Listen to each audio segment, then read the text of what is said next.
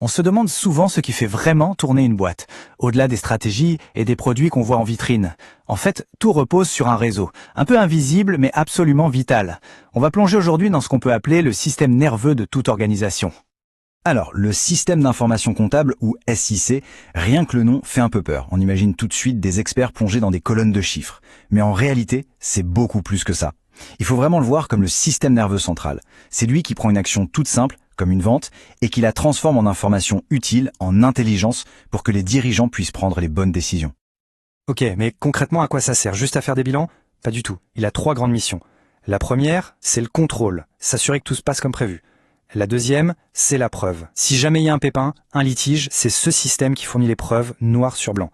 Et la troisième, la plus importante peut-être, c'est d'aider à décider. C'est grâce à ces données fiables qu'on peut piloter l'entreprise.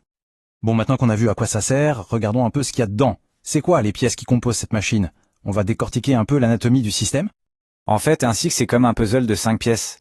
Il y a les acteurs, c'est-à-dire les gens qui l'utilisent.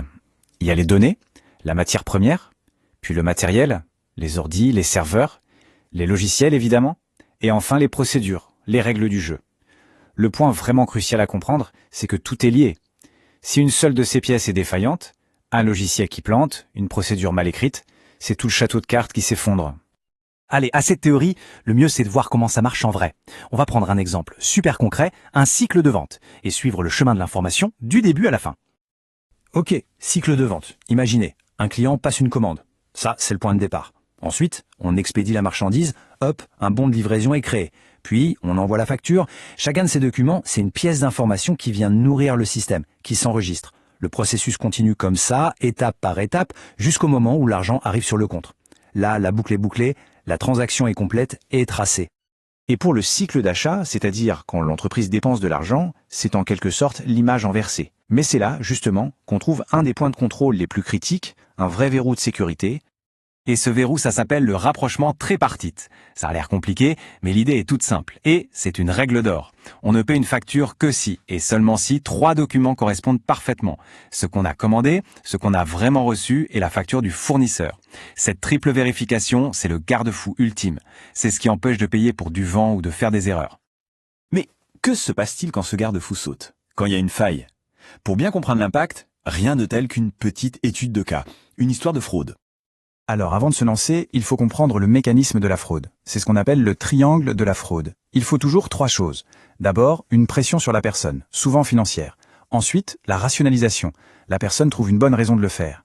Et le troisième côté du triangle, le plus important pour nous, c'est l'opportunité. Une faille dans le système. Et là, c'est clé. Une entreprise ne peut rien faire contre la pression ou la rationalisation. Par contre, elle peut et elle doit éliminer l'opportunité. Notre histoire se passe chez Innovplast, une boîte qui marche bien, en pleine croissance. Et comme souvent, pour être plus efficace, on réorganise un peu les choses. Une petite décision est prise, qui a l'air de rien sur le papier, mais qui va ouvrir une brèche énorme. Voilà comment ça s'est passé. Un employé, Monsieur Dubois, quelqu'un de confiance, se retrouve avec 2 casquettes. D'un côté, il a le droit de créer des nouveaux fournisseurs, de l'autre, il a aussi le droit de préparer les virements. Et ça, c'est la pire erreur de contrôle qu'on puisse imaginer. La porte ouverte. Du coup, il invente une société bidon, rentre son propre compte en banque, se fait des fausses factures, et comme son chef est complètement sous l'eau, il valide les paiements sans regarder dans le détail. Le butin, 150 000 €, en 1 an et demi. Et le pire, c'est que ça a été découvert complètement par hasard. 150 000 €, ça donne une idée de l'hémorragie que peut provoquer une seule petite faille dans les procédures. Alors comment on aurait pu empêcher ça? La réponse est aussi simple que fondamentale, la séparation des tâches.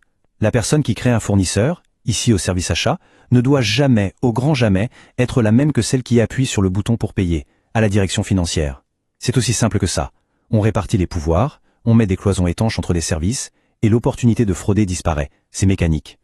Ok, on a beaucoup parlé de fraude et de contrôle, mais il ne faut pas voir le cycle uniquement comme un bouclier. Un bon système, ce n'est pas juste défensif, c'est avant tout un vrai moteur pour l'entreprise. Quand on a un système de qualité, les effets sont partout.